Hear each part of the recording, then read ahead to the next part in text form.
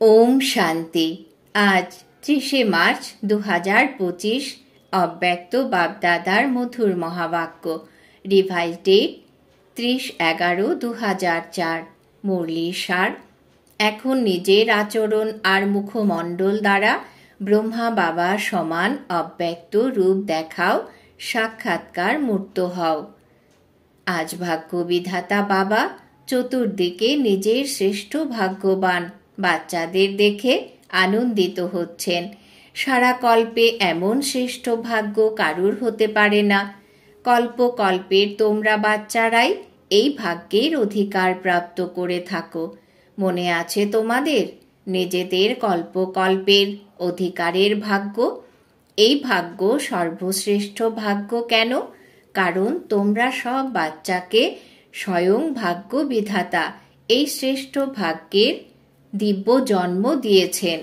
যার জন্মই ভাগ্য বিধাতার দ্বারা হয়েছে, তার থেকে শ্রেষ্ঠ ভাগ্য আর হতেই পারে না। নিজের ভাগ্যের নেশা স্মৃতিতে থাকে। নিজের ভাগ্যের লিস্ট যদি বের করো তো কত বড় সেই লিস্ট!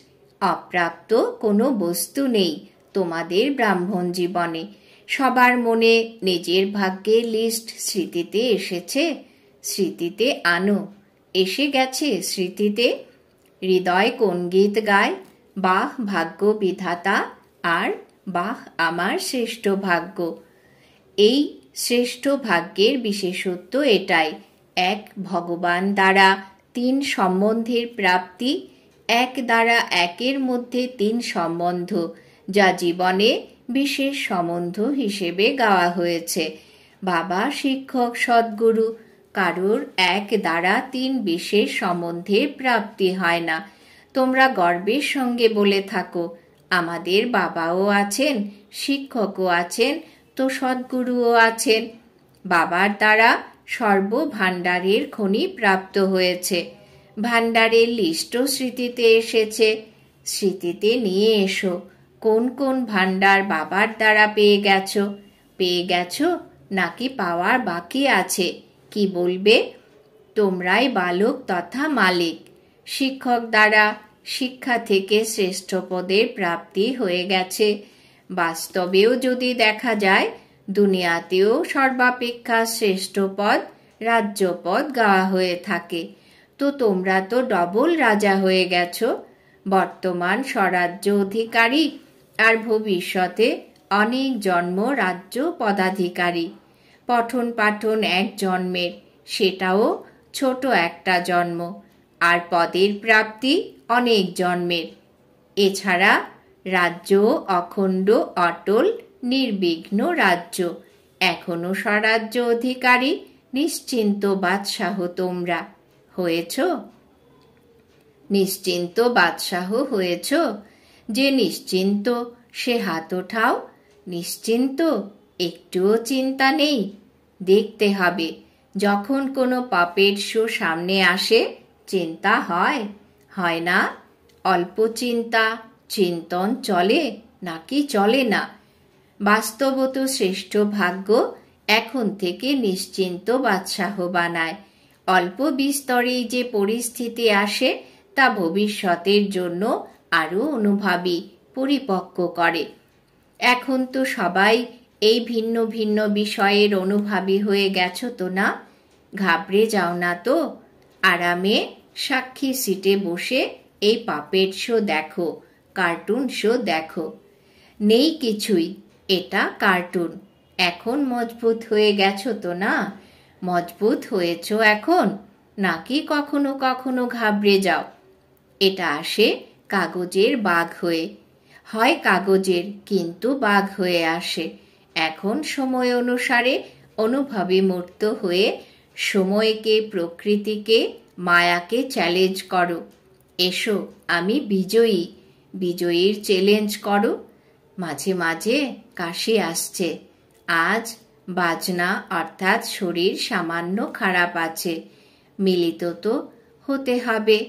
হবে, তাই না? বাপদাদার কাছে দুটো গ্রুপ বারবার আসে। কিসের জন্য আসে? দুটো গ্রুপই বাপদাদাকে বলে, আমরা প্রস্তুত।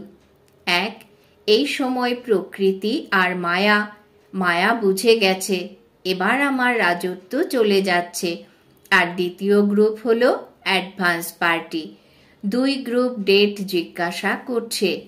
ফরেনে তো 1 বছর আগে ডেট ফিক্স করো, তাই না? আর এখানে 6 মাস আগে। ভারতে তোমরা ফার্স্ট যাও, 15 দিনেও কোনো প্রোগ্রামের ডেট স্থির হয়ে যায়। সুতরাং সমাপ্তি সম্পন্ন বাবা সমান হওয়ার ডেট কোনটা, সেটা বাপদাদাকে জিজ্ঞাসা করে। এই ডেট এখন তোমরা সব ব্রাহ্মণকে ফিক্স করতে হবে। হতে পারে? ডেট ফিক্স হতে পারে? পাণ্ডব বলো, তোমরা 3ই বলো। বাপদাদা নির্বের ভাই, রমেশ ভাই, ব্রিজমোহন ভাইকে জিজ্ঞাসা করেছেন, ডেট ফিক্স হতে পারে? বলো, হতে পারে নাকি আকস্মিকভাবে হবে? ড্রামাতে ফিক্সড আছে, কিন্তু সেটা প্র্যাকটিক্যালি আনতে হবে কি না? সেটা কি বলো? হবে? অকস্মাৎ হবে? যারা বলে ড্রামাকে প্র্যাকটিক্যালি আনার জন্য মনে এটির সংকল্প করতে হবে, তারা হাত ওঠাও। করতে হবে? এরা হাত তুলছে না। হঠাৎ হবে? তোমরা ডেট ফিক্স করতে পারবে? পেছনের তারা মনে করে নিয়েছে হঠাৎই হওয়ার আছে, এটা রাইট, কিন্তু নিজেকে তৈরি করার জন্য অবশ্যই লক্ষ্য রাখতে হবে। বিনা লক্ষ্যে সম্পন্ন হওয়ার ক্ষেত্রে গড়িমসি ভাব এসে যায়। দেখো, তোমরা যখন ডেট ফিক্স করো তখন তোমাদের সফলতা প্রাপ্ত হয়। যে কোনো প্রোগ্রামে ডেট ফিক্স করো তো, তাই না? হতেই হবে, এই সংকল্প করতে হবে তো না? নাকি না ড্রামাতে আছে আপনা থেকেই হয়ে যাবে? কি মনে করছো? প্রথম সারির তোমরা বলো। প্রেম, দেরাদুনের প্রেম বেহেনজি বলো, করতে হবে? করতে হবে? জয়ন্তী বলো, করতে হবে। সেটা কবে হবে? আনতে হবে যখন সময় এসে যাবে। সময় সম্পন্ন বানাবে, নাকি তোমরা সময়কে সমীপে নিয়ে আসবে? বাপদাদা দেখেছেন যে স্মৃতিতে জ্ঞানও থাকে, নেশাও থাকে, নিশ্চয়ও থাকে, কিন্তু এখন এডিশন দরকার।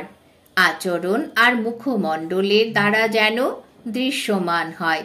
বুদ্ধিতে তোমাদের সব স্মৃতি বজায় থাকে, বোধেও আসে, কিন্তু এখন স্বরূপে আসতে দাও।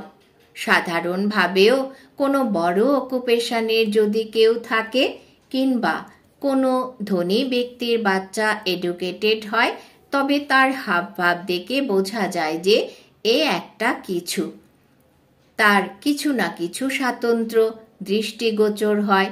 তো এত বড় ভাগ্য, উত্তরাধিকারও আছে, পঠন পাঠনার পদও আছে, স্বরাজ্য তো এখনো আছে, তাই না?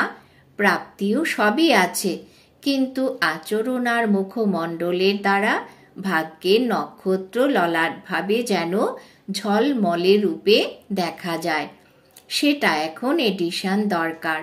এখন তোমরা সব শ্রেষ্ঠ ভাগ্যবান আত্মা দ্বারা লোকেরই অনুভব হতে হবে। দরকার নয়, হতে হবে যে এরা আমাদের ইষ্টদেব, ইষ্টদেবী, এরা আমাদের। যেমন তোমরা ব্রহ্মা বাবার মধ্যে দেখেছ, সাধারণতনে থেকেও শুরুর সময়তেও ব্রহ্মা বাবার মধ্যে কি দেখা যেত? কৃষ্ণ দেখা যেত, তাই তো না? তোমরা যারা শুরুর সময়ের, তাদের অনুভব রয়েছে তো না? তো শুরুর সময়তে যেমন ব্রহ্মা বাবার দ্বারা কৃষ্ণ দৃশ্যমান হতেন, ঠিক তেমনি লাস্টে কি দৃষ্টিগোচর হতো? অব্যক্ত রূপ দৃশ্যমান হতো, তাই তো না? আচার আচরণে মুখমণ্ডলে দেখা গেছে না? এখন বাপদাদা বিশেষ নিমিত্ত বাচ্চাদের এই হোমওয়ার্ক দিচ্ছেন যে এখন ব্রহ্মা বাবা সমান যেন অব্যক্ত রূপ দৃশ্যমান হয়। আচরণ আর মুখ দ্বারা মালার ন্যূনতম 108 দানা যেন দৃশ্যমান হয়। বাপদাদা নাম চান না, নাম বলেন না, 108-এর কারা, কিন্তু তাদের আচার আচরণ এবং মুখমণ্ডলে আপনা থেকেই প্রত্যক্ষ হোক এই হোমওয়ার্ক বাপ-দাদা নিমিত্ত বাচ্চাদের বিশেষভাবে দিচ্ছেন। হতে পারে? আচ্ছা, কত সময় দরকার? এমন মনে করো না যারা পরে এসেছো তোমাদের কেউ কেউ মনে করো আমার তো অল্প কয়েক বছরে হয়েছে। এটা টাইমের বিষয়। এটা টাইমের বিষয় নয় যে কেউ লাস্ট সো ফার্স্ট আর ফার্স্ট সো ফার্স্ট যেতে পারে। এটাও বাপ-দাদার চ্যালেঞ্জ। এটাও বাপ-দাদার চ্যালেঞ্জ। করতে পারো, যে কেউ করতে পারো। লাস্টের যে সেও করতে পারে। শুধু লক্ষ্য পাক্কা রাখো। করতেই হবে, হতেই হবে। ডবল ফরেনার্স হাত তোলো। তো ডবল ফরেনার্স কি করবে? ডবল চান্স নেবে তো না? বাপ-দাদা নাম অ্যানাউন্স করবেন না, কিন্তু তাদের মুখমণ্ডল প্রত্যক্ষ করাবে ইনি সেই। সাহস আছে তোমাদের? প্রথম লাইনে যারা তাদেরকে বাপ-দাদা দেখছেন, আছে? সাহস আছে? যদি সাহস থাকে তবে হাত ওঠাও। সাহস থাকলে তবেই। পেছনের তোমরাও ওঠাতে পারো। যে উদ্যোগ নেবে সেই অর্জুন। আচ্ছা, তোমরা কি কি পুরুষার্থ করছো, কে কে করছো সেই রেজাল্ট দেখার জন্য বাপ-দাদা 6 মাস দিচ্ছেন। 6 মাসের রেজাল্ট দেখবেন, তারপরে ফাইনাল করবেন। ঠিক আছে? কারণ দেখা যায় যে এখন সময় দ্রুত গতিতে যাচ্ছে। রচনার দ্রুত গতিতে যাওয়া উচিত নয়। রচয়িতার তেজগতি হওয়া উচিত। এখন একটু ফাস্ট করো। এখন ওড়ো। চলছি নয়, উড়ছি। জবাবে খুব ভালো প্রত্যুত্তর দাও। আমরাই তো হই, তাই না? আর কে হবে? বাপ-দাদা খুশি হন। কিন্তু এখন আত্মারা কিছু দেখতে চায়। বাপ-দাদার স্মরণে আছে শুরুর সময় যখন তোমরা বাচ্চারা সেবাতে বের হয়েছিলে, তখন বাচ্চাদের দ্বারাও সাক্ষাৎকার হতো। এখন সেবা আর স্বরূপ দুদিকেই অ্যাটেনশন দরকার। তো কি শুনলে? এখন সাক্ষাৎকার মূর্ত হও। আচ্ছা, আজ নতুন নতুন বাচ্চারাও অনেক এসেছে। নিজের স্নেহের শক্তিতে সবাই পৌঁছে গেছো তোমরা। সেই জন্য বাপ-দাদা নতুন নতুন যে বাচ্চারা সামনে আছে বিশেষভাবে তাদের প্রত্যেককে নাম সহ পদম গুণ অভিনন্দন জানাচ্ছেন। সেই সঙ্গে বরদাতা বরদান দিচ্ছেন, সদা ব্রাহ্মণ জীবনে বেঁচে থাকো, উঠতে থাকো। আচ্ছা, সেবার টান পাঞ্জাবের। যারা পাঞ্জাবের থেকে তারা ওঠো। খুব ভালো। এই বিধিও ভালোই বানানো হয়েছে। প্রতিটা জন চান্স পেয়ে যায়। এক তো যোগ্য সেবার দ্বারা একে কদমে পদম গুণ উপার্জন হয়ে যায়। কেননা তোমরা মেজরিটি যখন কোনো কর্ম করে তখন যোগ্য সেবা স্মরণে থাকে। আর যোগ্য সেবা স্মরণে আসায় যজ্ঞ রচয়িতা বাবা তো স্মরণে আসেনি। তো সেবাতেও সর্বাধিক বেশি পুণ্যের খাতা জমা করে নেয়। আর প্রকৃত পুরুষার্থী যে বাচ্চারা আছে তারা নিজেদের স্মরণের চার্ট সহজে নিরন্তর বানাতে পারে। কেননা এখানে তো এক তো মহারথীদের সঙ্গ রয়েছে। সঙ্গের রং সহজে লেগে যেতে পারে। যদি অ্যাটেনশন থাকে তবে এই 8-10 দিন যে মিলন মেলা হয় তাতে খুব ভালো প্রোগ্রেস করা যায়। কমন রীতিতে সেবার তো এত লাভ নেই, কিন্তু চান্স আছে এক সহজ নিরন্তর যোগী হওয়ার, পুণ্যের খাতা জমা করার, আর বড় থেকে বড় পরিবারের নেশায় খুশিতে থাকার। তো পাঞ্জাবের তোমরা চান্স পেয়েছ। প্রতিটা জোন্স চান্স পায়, কিন্তু লক্ষ্য রাখো এই 3 উপায়েই যেন লাভ হয়। পুণ্যের খাতা সঞ্চয় করেছ? সহজভাবে স্মরণের কত প্রোগ্রেস করেছ, আর সংগঠন কিংবা পরিবারের স্নেহ কত নৈকট্যের অনুভব করেছ। এই 3 বিষয়ে নিজের রেজাল্ট প্রত্যেকের বের করা উচিত। ড্রামাতে চান্স তো পাওয়া যায়, কিন্তু যারা চান্স নেবে তারা চ্যান্সেলর হও। তো পাঞ্জাবের তোমরা হুঁশিয়ার তো না? এটা ভালো, তোমরা ভালো সংখ্যকে এসেছ, আর তোমরা উদার চিত্তে সেবারও চান্স পেয়েছ। আগতরাও সংখ্যায় ভালো এসেছে। খুব ভালো, খুব ভালো সংগঠন। আজ 2টো উইং, গ্রাম বিকাশ উইং এবং মহিলা উইং মিটিংয়ের জন্য এসেছে। মহিলা উইং ওঠো। এতে মেজরিটি কি টিচার্স? টিচার্স হাত তোলো। ভালো চান্স রয়েছে। সেবা আর সেবার আগে মেওয়া। সংগঠনের তরফে বাবার সাথে মিলনের মজা নেওয়া। তো সেবা আর মেওয়া 2ই পেয়ে গেছো, এটা ভালো। এখন নতুন কোনো প্ল্যান বানিয়েছ? যেটাই হোক, তা মহিলাদের হোক কিংবা কোনো বর্গের গ্রুপ তৈরি হয়ে আছে, তো প্রত্যেক গ্রুপের উচিত তোমাদের আচরণে এবং মুখমণ্ডলে কোনো না কোনো বিশেষ কিছু গুণ বা শক্তির প্রত্যক্ষতা প্র্যাকটিক্যালি করানোর উদ্যোগ নেওয়া। তাহলে আমরা মহিলা গ্রুপ এই গুণ বা শক্তি প্র্যাকটিক্যালি প্রত্যক্ষ রূপে আনব। এইভাবে প্রত্যেক বর্গের তোমাদের উচিত নিজের কোনো না কোনো বিশেষ গুণ বা শক্তি ফিক্স করা এবং এটা নিজেদের মধ্যে চিঠিপত্র করে হোক বা সংগঠিত রূপে হোক নিরন্তর চেক করে যাওয়া। ঠিক যেমন নিজেদের মধ্যে তোমরা সার্ভিসের রেজাল্ট নোট করো না, ঠিক তেমনি তো সর্বাগ্রে তোমরা করে দেখাও। মহিলা উইং করে দেখাও। ঠিক আছে তো না? প্রতিটা উইংকে নিজেদের কিছু প্ল্যান বানাতে হবে এবং সময় ফিক্স করতে হবে যে এত সময়ে এত পার্সেন্টেজ প্র্যাকটিক্যালি আনতে হবে। তারপরে বাগদাদা যেটা চান আচরণে এবং চিত্রে যেন আসে, সেটা এসে যাবে। তো এই প্ল্যান বানিয়ে বাগদাদাকে দাও। প্রতিটা উইং কি করবে? সেবার প্ল্যান যেভাবে নোট করো না তোমরা, সেভাবেই এটা করতে হবে। ঠিক আছে তো না? করতে হবে, এটা ভালো। ছোট ছোট সংগঠন চমৎকার করতে পারে। ঠিক আছে টিচার্স, তোমরা কি মনে করছো? করতে পারবে তো? প্ল্যান বানাও। আচ্ছা, সেবার অভিনন্দন। গ্রাম বিকাশ উইং, তোমরা যারা গ্রাম বিকাশ থেকে তারা এখনো পর্যন্ত কত গ্রামের পরিবর্তন করেছ? কত গ্রামে করেছ? 7টা গ্রামে করা হয়েছে। এক গ্রামে 75% পর্যন্ত কাজ হয়েছে। এই মিটিংয়েও প্রোগ্রাম বানানো হয়েছে।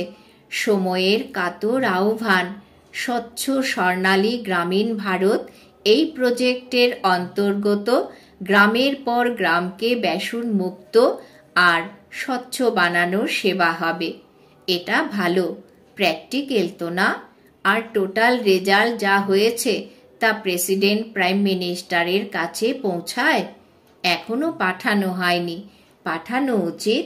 কেননা গ্রামে গ্রামে এই যে প্র্যাকটিক্যালি করছো, সেটা তো গভর্নমেন্টেরই কাজ, কিন্তু তোমরা সহযোগী হচ্ছ, তো রেজাল্ট দেখে ভালো বলে স্বীকার করে নেবে। একটা এমন বুলেটিন তৈরি করো যা থেকে গভর্নমেন্টের সব মুখ্য লোকের কাছে যেন সেই বুলেটিন পৌঁছে যায়। পুস্তক নয়, ম্যাগাজিন নয়, শর্টে সব তরফের টোটাল রেজাল্ট পাঠানো উচিত। এটা ভালো, অভিনন্দন।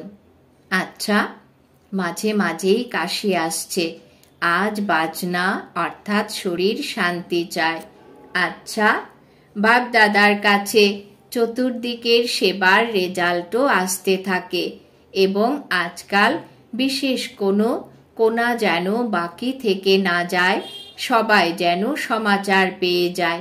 এই প্ল্যান যা প্র্যাকটিক্যালি করা হচ্ছে তার রেজাল্টও ভালো। বাপদাদার কাছে ডবল বিদেশি বাচ্চাদের সমাচার পৌঁছেছে। আর যারাই তোমরা মেগা প্রোগ্রাম করেছ, তিনি তাদের সমাচারও সব পেয়েছেন। চতুর্দিকের সেবার রেজাল্ট সফলতাপূর্বক বের হয়েছে। তো বাচ্চারা যেমন সেবাতে সমাচার দেওয়ার ক্ষেত্রে রেজাল্টে সফলতা প্রাপ্ত করেছে, তেমনি বাণীর দ্বারা, সম্পর্ক দ্বারা আর সেই সঙ্গে নিজের মুখমণ্ডল দ্বারা ফরিস্তা রূপের সাক্ষাৎকার করিয়ে এগিয়ে চলো। আজ যারা প্রথমবার এসেছ তারা হাত তোলো। অনেকে এসেছ, খুব ভালো। টু লেটের বোর্ড লাগার আগেই তোমরা এসে গেছো। ভালো, চান্স নাও, চমৎকার করে দেখাও, সাহস রাখো। বাপদাদার সহায়তা সব বাচ্চার সাথে রয়েছে। আচ্ছা, সাকার রূপে সম্মুখে বসা চতুর্দিকের বাচ্চাদের এবং নিজের নিজের জায়গায় দেশে বাবার সাথে মিলন উদযাপনকারী চতুর্দিকের বাচ্চাদের অনেক অনেক সেবার, স্নেহের এবং পুরুষার্থের অভিনন্দন তো বাপদাদা জানাচ্ছেন, কিন্তু পুরুষার্থে তীব্র পুরুষার্থী হয়ে আত্মাদের এখন দুঃখ অশান্তি থেকে রেহাই দিতে আরও তীব্র পুরুষার্থ করো। দুঃখ অশান্তি ভ্রষ্টাচার অতির মধ্যে দিয়ে যাচ্ছে। এখন অতির অন্ত করে সবাইকে মুক্তিধামের উত্তরাধিকার বাবার থেকে প্রাপ্ত করাও। এমন সদা দৃঢ় সংকল্পের বাচ্চাদের স্মরণের স্নেহ সুমন আর নমস্কার। আমরা আত্মারূপী বাচ্চারা আমাদের মাতা পিতা বাপদাদাকেও জানাই অনেক অনেক স্মরণের স্নেহ সুমন, সুপ্রভাত, নমস্কার। বরদান। বাবাজ বরদান দিয়েছেন নম্রতা আর অথরিটির ব্যালেন্সের দ্বারা বাবাকে প্রত্যক্ষ করিয়ে সদা সেবাধারী ভব। নম্রতা আর অথরিটির ব্যালেন্স দ্বারা বাবাকে প্রত্যক্ষ করিয়ে সদা সেবাধারী ভব। ব্যাখ্যা: যেখানে ব্যালেন্স থাকে সেখানে চমৎকারিত্ব দৃশ্যমান হয়। যখন তোমরা নম্রতা ও সত্যতার অথরিটির ব্যালেন্স দ্বারা যে কোনো কাউকে বাবার পরিচয় দেবে, তখন চমৎকারিত্ব প্রতীয়মান হবে।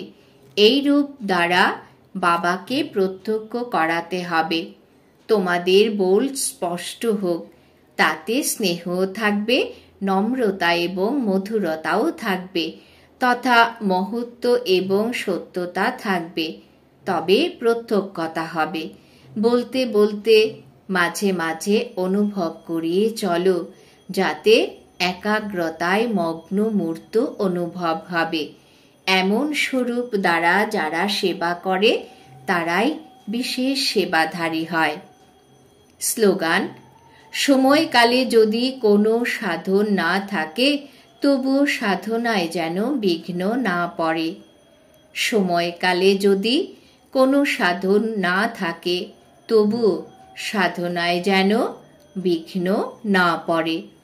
আজকের সমান আমি সদা সেবাধারী আত্মা।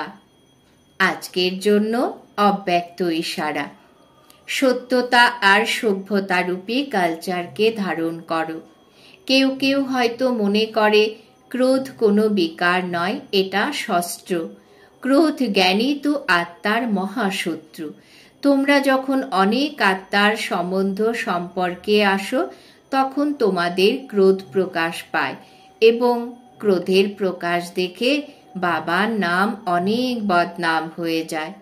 যারা বলার তারা এটাই বলে, দেখে নিয়েছি জ্ঞানী তো আত্মা বাচ্চাদের, সেই জন্য এর অংশ মাত্রকেও সমাপ্ত করে সভ্যতাপূর্বক ব্যবহার করো। আচ্ছা, ওম শান্তি।